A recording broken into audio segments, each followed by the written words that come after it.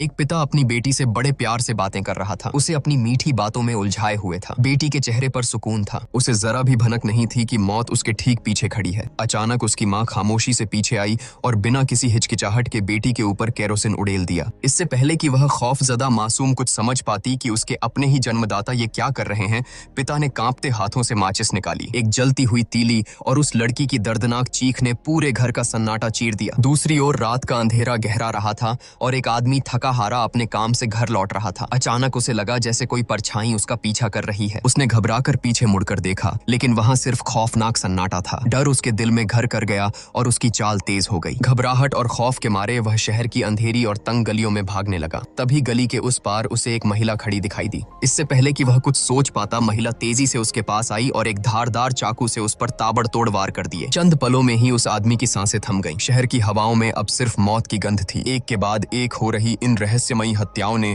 पूरे शहर में दहशत फैला दी थी। पुलिस दिन रात एक साइको किलर की तलाश में खाक छान रही थी, लेकिन उनके हाथ पूरी तरह खाली थे। कातिल इतना शातिर था कि उसने कोई सुराग नहीं छोड़ा था। सबसे उलझाने वाली बात यह थी कि मरने वालों का आपस में कोई कनेक्शन नहीं था। हर कत्ल एक अनसुलझी पहेली था। इसी खौफनाक माहौल के बीच एक लड़की आधी रात को अचानक अपने बिस्तर से उठती है। वह खामोशी से चलकर आईने के सामने खड़ी हो जाती है। उसकी आंखों में एक अजीब सी शून्यता है। वह काफी देर तक बिना पलक झपकाए खुद को निहारती रहती है और फिर उसी रहस्यमयी खामोशी के साथ वापस जाकर सो जाती है। उसका यह अजीब और सुन्न कर देने वाला बर्ताव किसी गहरे और खौफनाक राज की तरफ इशारा कर रहा था। इधर रात की ड्यूटी खत्म करके दो पुलिस वाले अपनी बाइक से घर लौट रहे थे। सुनसान सड़क पर उन्हें भी वही खौफ महसूस हुआ, जैसे कोई साये की तरह उनका पीछा कर रहा हो। लेकिन पीछे मुड़ने पर सड़क वीरान ही मिली। शक दूर करने के लिए वे एक सुनसान जगह पर रुके। तभी उनकी नजर एक छोटे बच्चे पर पड़ी जो अंधेरे में अपने हाथों में कुछ छिपाए खड़ा था। जैसे ही एक पुलिस वाला उसके पास पहुंचा, उस मासूम दिखने वाले बच्चे ने अचानक उस पर जानलेवा हमला कर दिया। अपने साथी को बचाने के लिए दूसरा पुलिस वाला तुरंत बाइक से कूदा,